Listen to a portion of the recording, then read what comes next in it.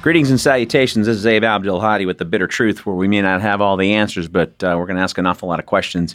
You can visit patreon.com/The Bitter Truth, where not only can you become a bitter pill, but we've introduced a new tier where you could be a spoonful of sugar. How does that sound? Kind of like the Def Leppard song. Why did I think of that? Well, because I have issues. But it's a great tier. You'll see details on there. A couple of books, autographed copy of a novel that I put out a few years back, plus War is a Racket by Smedley D. Butler, which I've mentioned on this show 50 million times.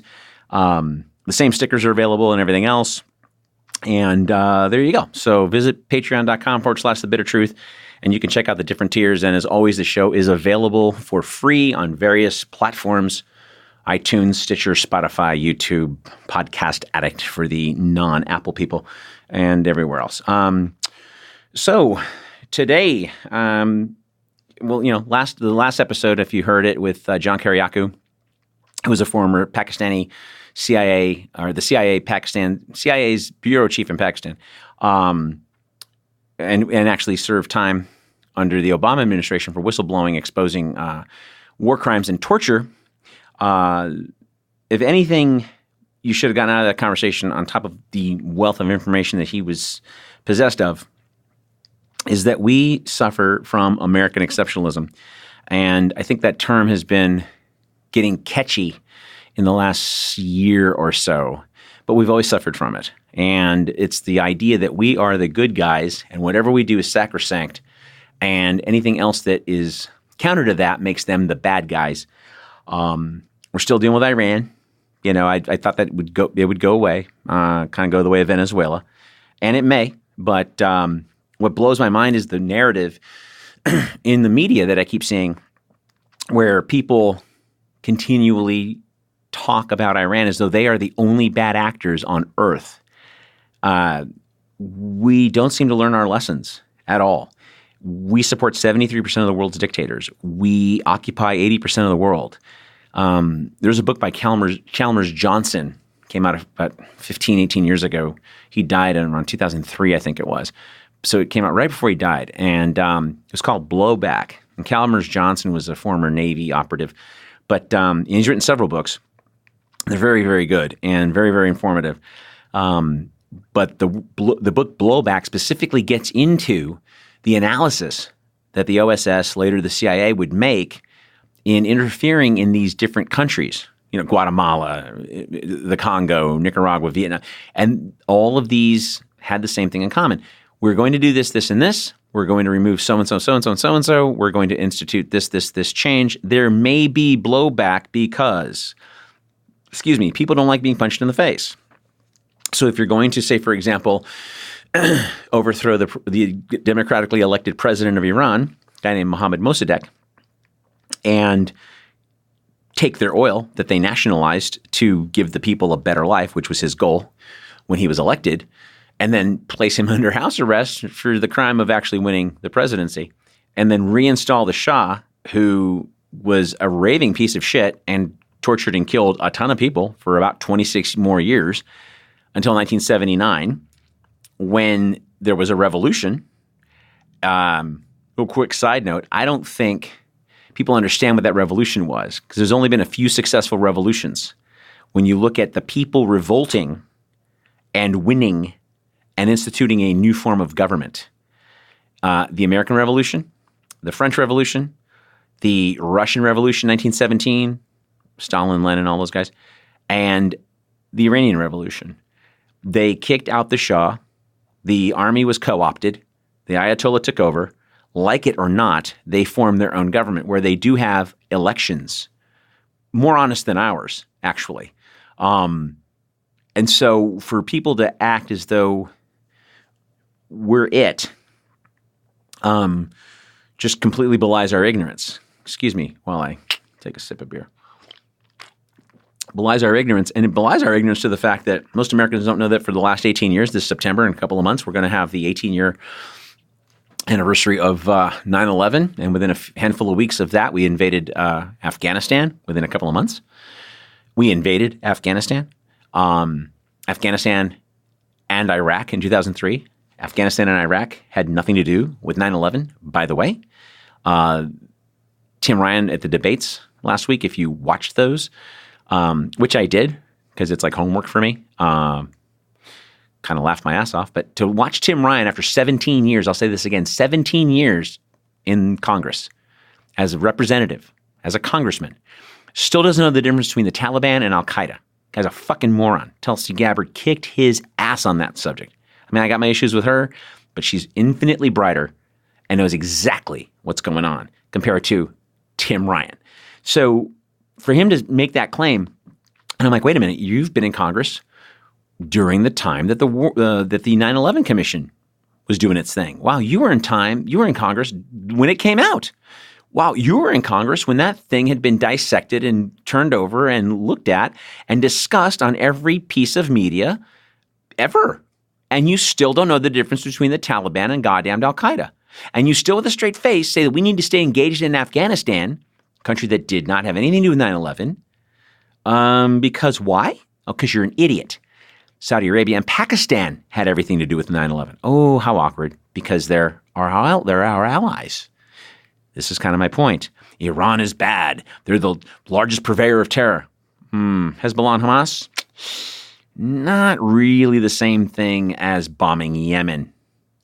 Hezbollah and Hamas, if there was no Hezbollah, Israel would invade Lebanon and annex Lebanon. That's a fucking fact. Do I like them? Not really. Do I think they have a necessity to exist? 100% because they protect the people that the Israelis are occupying. See, the job of an occupier is twofold. Number one, you keep the people that you're occupying safe. Number two, you get the fuck out of said occupied country, area, territory as quick as you can because the reason you occupied them was to achieve a goal, a safety measure for your country. I think we can safely say that for Gaza to be Gaza is a goddamn crime.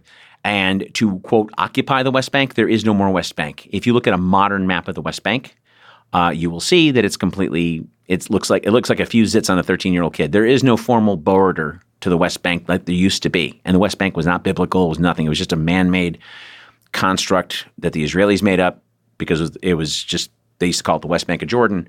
And they eventually were going to take it over. That was their goal. And they did. So, but back to Iran, when I say American exceptionalism is kicking our ass, people don't understand that for the last 18 years, and I kind of got a little sidetracked, we've been getting our ass kicked in all of these excursions, Vietnam style, but nobody knows it because the media doesn't cover the ass kicked part. They get some guy, some old admiral or general who's, on the board or the payroll of, say, Hewlett-Packard or Raytheon or whoever, and he comes on MSNBC or, Fox or whatever and says, well, we need more X or we need more Y tanks or we need more Z planes. And what ends up happening is the news source doesn't ever say, they just say he's a former general. They don't say that he's getting $150,000 a year plus stock options to be on the board at Raytheon. And there's 2,400 officers right now, officers and generals who serve as consultants, for defense contractors. 2,400, which means a fuck ton of people are lobbyists, mouthpieces, corporate shills, pimping the F-35, which even John McCain said was the shittiest piece of plane ever made. I can go on. But because we don't know that we're getting our asses handed to us, we don't know that thousands of our kids are dying for nothing. We don't know that we're killing hundreds of thousands of civilians. We wonder why these people hate us. They don't hate us for our freedoms, those of you that are old enough to remember 9/11 and for George W. Bush with a straight face to come out and say they hate us for our freedoms. No, they don't. They hate us because, as Chalmers Johnson said in the book Blowback, we ignored the ramifications of the blowback of fucking with people. That's exactly what happened. 9/11 was blowback for decades of happy horse shit in the Middle East. Decades of it. Right from the Sykes-Picot Agreement that the Europeans wrote borders for the entire Middle East after the fall of the Ottoman Empire, all the way through the 60s, all the way through, the world. I skipped a step. The formation of Israel through the 60s, everything else. That is the blowback. And you got a bunch of people who are just simply pissed off.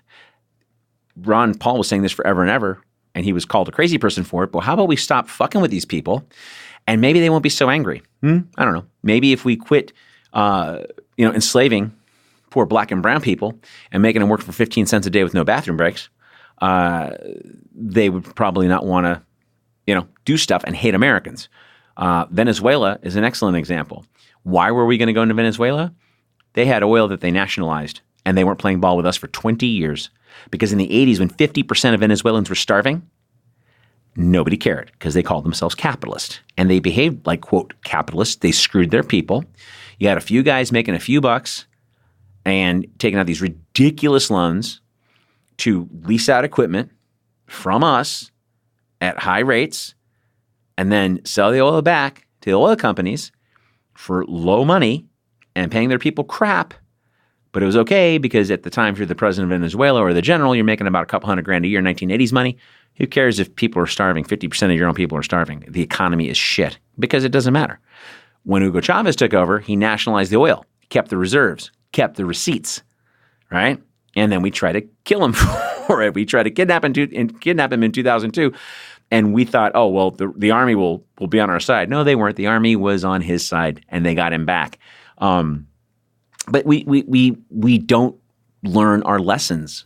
We've had like 9,000 of our men and women killed in the last 18 years. I think it's like closer to 10,000 now. And we've killed hundreds of thousands, almost 1 million Iraqis. How many countless of thousands Syrians have we killed? How many countless of thousands of Libyans have we killed? And we brought back slavery to Libya, right? But we wonder why they hate us. It must be our freedoms. It's that American exceptionalism bullshit, which is kind of rooted in religion or the American version of Christianity, which is the Monroe Doctrine, which is basically we are sacrosanct, we are perfect, we do what we want, and fuck you. We didn't learn about how we got into Afghanistan. We didn't learn about how we got into Iraq. We didn't learn about how we got into Libya. I was talking to a friend of mine the other day, and Syria came up, and she said, oh, well, of course the Republican Congress was against it because, it was Obama. No, they voted against it because they thought going into Syria, on top of the fact that we were already in Libya, Afghanistan, Iraq, the Sudan, bombing Yemen, maybe Syria was going to be a bit much, and Congress voted against it, and Obama went ahead with it anyway. Not because he had some honor, but because his goddamn donors made sure that he did what they told him to do. If you think he was a nice person, he was every bit the slave George W. Bush was. So I mean, a few weeks or a couple weeks back when, the drone went down, or the Japanese tanker rather got blown up or whatever, Mike Pompeo comes out and he's like, well, we have an assessment. Who the fuck cares what your assessment is, man? Do you try cases on an assessment? Well, Your Honor, I can't place the guy at the scene, and I don't have a murder weapon, and I've got no DNA evidence, and I don't even have any eyewitnesses, but I've got this assessment based on a grainy black and white film of the guy getting out of his car right about the time the murder happened. Oh, there you go. That's exactly the evidence they presented to us. And then for Donald Trump with a straight face, and to his credit, he backed off the attack last week at the last minute. But for him to say with a straight face, yeah, we've got the evidence, it's conclusive, then show it to us. Show it to us. Because I swear to God, people are getting more and more over this happy horse shit. And if we don't start at least calling our representatives, which really we must do, not should, you never get should, but you get must, right? You must eat. Not you should eat, but you must eat. So no matter what kind of week you're having, you're going to eat, But all that to say that we just seem to think that we're the best country on earth, which we are not. We've done a lot of great shit. Make no mistake. We've done a lot of great things. I don't know if any country can hold the mantle of the best country on earth. We are the democratic experiment. Before the formation of the United States, there was not one world leader that called themselves president, because president was synonymous with a secretary or a note taker or a meeting holder. It wasn't synonymous with power. The idea was the leader was to preside over a duly elected body of a Congress.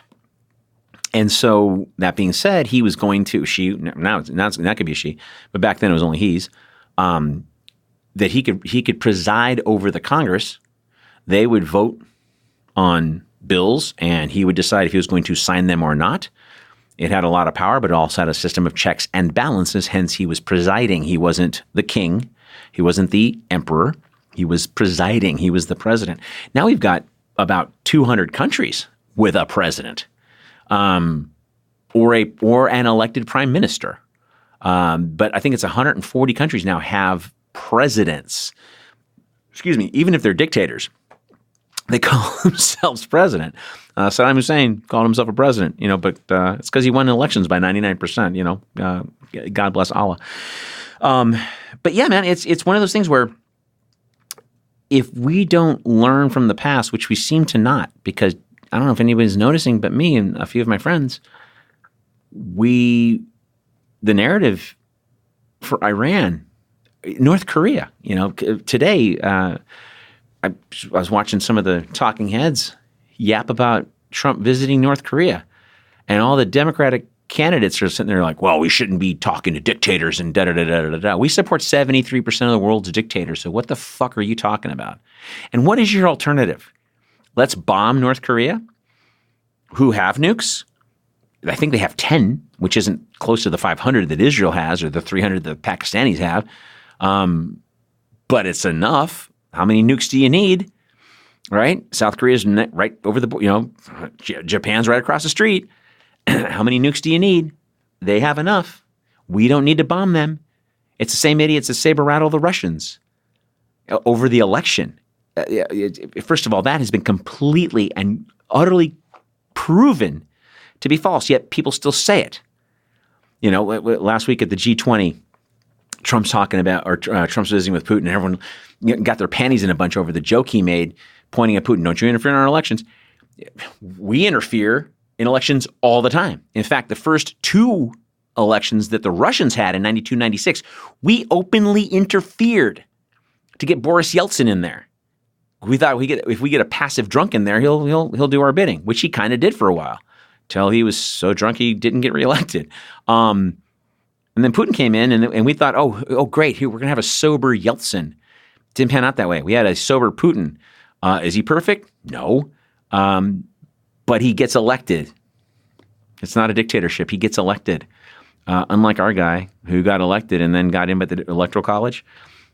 He lost the popular vote by like 5 million votes, 4 million votes, and he still got in with the Electoral College. Now, I'm not going to sit there and say that Hillary Clinton should have won. She ran a shitty campaign. She ran a shitty campaign that did not account for the Electoral College. If you're in America, you know what that is. You're running a campaign, you know what that is. You're goddamn grown up. However, she is not. She's a prom queen who thought she was going to her coronation and then was really pissy pants and made up the Russia shit with Robbie Mook and John Podesta the next day after the election, because for a year she was hearing that one of her Achilles heels was her closeness to the Russians because they contributed a lot of money to the Clinton Foundation. And that's a fact. But we ignore that, just like we ignore Iraq and we ignore Libya. We ignore a failed foreign policy of regime change war that has cost this country. Iraq alone is like $7 trillion that we're in the hole for. $7 trillion. Yet we can't have health care. And I'm not conflating the two things. If we have the money for one, then we goddamn do have the money for the other. Where the Russians spend $65 billion on their defense every year, we spend $1.2 trillion. The Chinese spend about $200 billion a year. We spend $1.2 trillion. The Chinese have one base outside of China on the east coast of Africa, right across the street from Saudi Arabia. We've got roughly 1,200 bases, and we occupy 80% of the world. Could you imagine if the Germans or the Italians or the Russians had a base in Florida? We'd lose our fucking mind. We'd lose our mind, and we would lose our mind. But we don't learn our lesson. The narrative I'm hearing about Iran right now is the same bullshit drummed up by the New York Times and Washington Post and everybody else that got us into the last 5 fucking wars. And everyone's like, oh yeah, well, what are you supporting Iran? They're the bad guys. They're bad actors. Really? Really? And we're not bad actors? The Saudis chop off 37 heads on a Tuesday. They're not bad actors? They're bombing Yemen for 8 years now. And we're selling them the weapons without condition or penalty. And And the Iranians are the bad actors? Name me one country Iran's bombing right now. They haven't been in a war in years. Hezbollah and Hamas, they support that? Okay. We invented ISIS and Al-Qaeda. Thank you very much. And we pay al-Nusra. And we paid Al-Qaeda and ISIS and al-Nusra to go into Libya. But we didn't say that in the American media. I had to get that from The Intercept. What we call that here is, they're moderate rebels. You ever met a moderate rebel? I have met rebels. Not a fuck one of them are moderate, whether they're in the Green Party or ISIS. They're pretty, they're pretty intense about what they believe. And guess what those guys were doing? What we paid them to do. Isn't it interesting? Our enemy, right? Our enemy. And this is what's really scary. When you look at what got us into 9/11, or not 9/11, what got us into the Afghan war and the Iraqi war was insane, because within about 3 years, we stopped giving a shit about Osama bin Laden. At least the administration stopped giving a shit about Osama bin Laden. Most of us stopped giving a shit about Osama bin Laden. George Bush was making jokes about WMDs and Osama bin Laden at that stupid White House Correspondents' Dinner.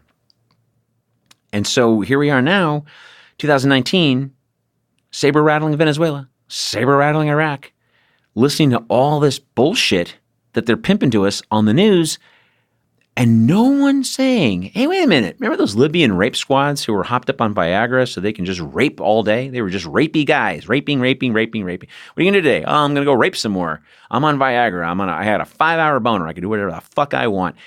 That was a lie. WMDs, that was a lie.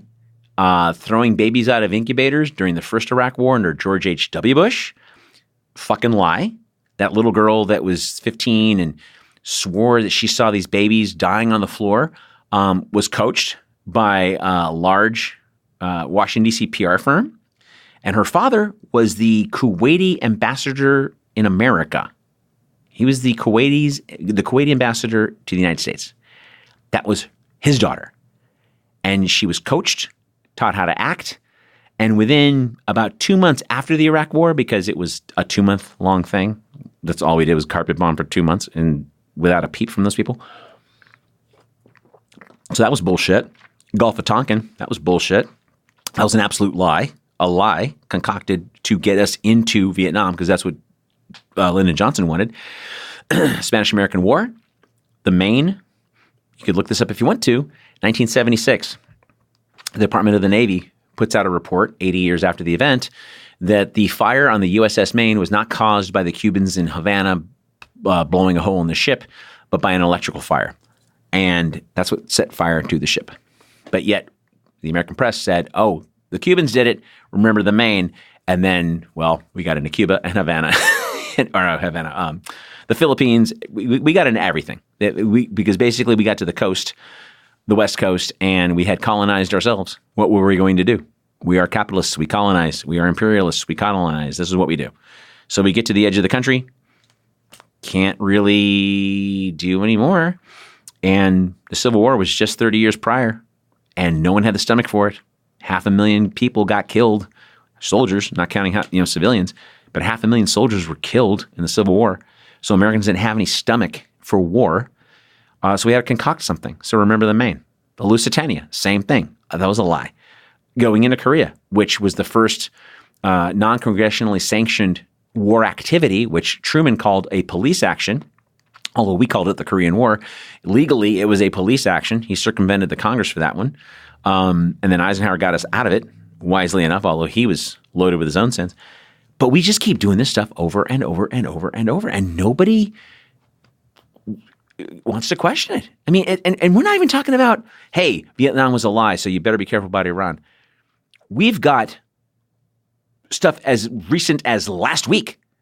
We're still fighting in Iraq. We're still fighting in Afghanistan. We're still in Libya.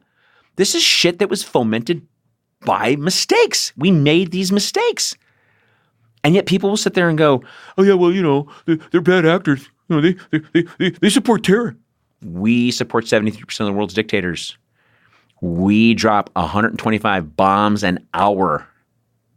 That's what we do. When Obama was bombing, Obama, I like to call him, In 2015, he dropped so many bombs. Right around Christmas time, they ran out of bombs for 2 weeks. 2016, dropped 26,000 bombs in Syria alone. Trump has doubled those numbers, by the way. That's one thing he did better than Obama. He's bombing more people, but he's doubled those numbers. But Obama was bombing so many places at one time that we weren't even keeping count in the media anymore. Just weren't. And so now for people to tell me Iran, Venezuela with a straight face, and you're going to send your kid to die there? That's another thing too. If your kid's in the service, I respect that kid. I'll tell you why. As I get ready to wrap up here. I respect that kid because he volunteered. He wasn't drafted. He volunteered. Now, of course, there's probably an ulterior motive. Hey, they're going to be money for college. I don't want to go to college or but I don't want to work at Mickey D's either. This might be a good career path if I don't come back dead, maimed, or insane. But she volunteered. He or she volunteered. They volunteered. So for that, I commend them. But see, it's our job as the adults in the room to not send them recklessly into harm's way just because somebody wants a pony or somebody wants to put a KFC in Baghdad and call that democracy. That's where I draw the line. I don't thank people for their service anymore. I used to, until about 5 years ago, 6 years ago. And then it hit me at an airport. Bought this kid a beer, and as I was walking away, I was going, "Fucking hey, this kid is going to go die." Because he had his orders. He was going to be sent to Afghanistan, and I was like, "Wow!" And I thought, "Shit, what was I going to do? Talk him out of it at an airport bar? I mean, probably not." But as I walked away from it, I was going, "You know what? I'm not doing that anymore. I'm not encouraging this shit anymore." Because we create this myth. Thank you for your service, and everybody sees that, and they think, "Oh, it's honorable, it's noble." It's fine and honorable and noble to defend something if this country is being attacked. Fine. If our embassies are being wholesale bombed and we know who's doing it, okay, fine. That's not what's happening. What's happening is we're sending our kids over to die for corporate interests. We're sending our kids over to die because we wanted Iraqi oil. Nothing to do with 9/11. It's proven. It's not the Abe Gazette. It's not Alex Jones. The 9/11 Commission that Congress wrote. And by the way, George Bush and Dick Cheney had an interview with Congress. Here were their little bullet points, though. We have to do it together. The press and family cannot be in the room, and we refuse to take the oath. We don't swear on the Bible. So basically, whatever we say can be absolute bullshit, and no one's going to see us bullshit, and we are going to go in together because George W. Bush is a fucking knothead, and he can't answer these questions by himself without incriminating himself, even though he's not under oath. There's your Republican Party. Oh, and there's your Democrat Party too. They were just smoother about it. Because Bush left us with 2 illegal wars, Obama turned them into 8. And now Trump is trying to turn them into 10. He's not taking us out of anything. The few times he tries, he's such a pussy. He gets berated and browbeat by his advisors. These right-wing knothead criminals that should be in jail. John Bolton, Elliot Abrams, Mike Pompeo. These guys are war criminals. Gina Haspel. They should be in jail. However, we don't do that. And we don't have to. And we don't have to answer to anybody. If you look at the list of shit we've done to Iran, for example, over the last 40 years alone, it would curl your hair. Because if Iran had a ship off the coast of Mexico and, say, shot down a Brazilian private passenger jet or an American, God forbid an American private passenger jet, we'd lose our minds. But that's exactly what happened in 1988. We were in Iranian waters and we shot down a jet. And what happened in 1995, the United States government awarded the Iranian government $61 million for their losses and to pay the families. So, why did that happen? Oh, because we were wrong. But what did George H.W. Bush say? I'll never apologize for anything that America does. Oh, that's because you're a cocksucker. Because assholes don't apologize. Sociopath psychotics don't apologize because they're right. Ted Bundy never apologized until the last 2 years of his life when he was taking detectives to all the graves that he knew where these people were because they had cold cases, and he figured he could prolong his life by finally, at long last, telling the truth. And that's what he did. So with Iran, it doesn't seem like we're learning our lessons.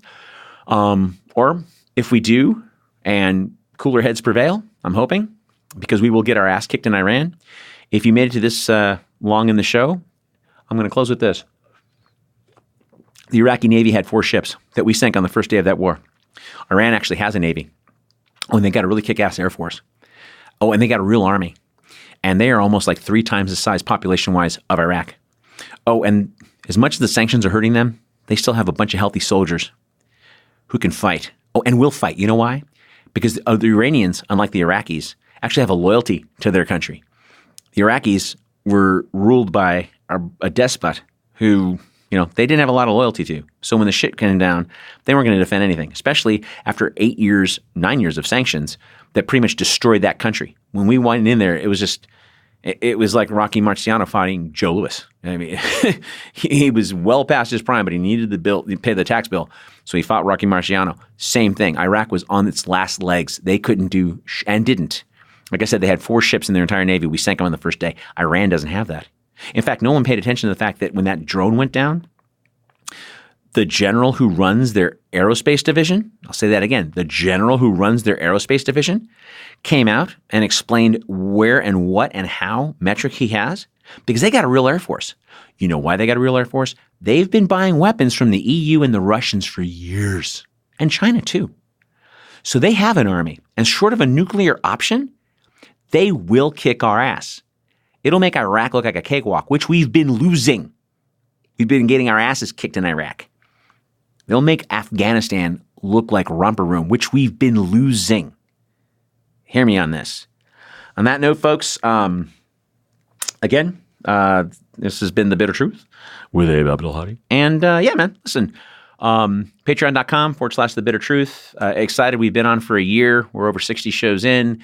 We've got more guests coming on in the next few weeks. I'm excited about. Been excited about Howie Hawkins and John Kiriakou and people that I've been able to have come on the show and give us an insight that we don't usually get. So I'm excited about that. And introducing the new tier. Like I said, you could be a spoonful of sugar or a bitter pill. And yeah, and if the stuff makes you uncomfortable, it's supposed to. Sleep tight.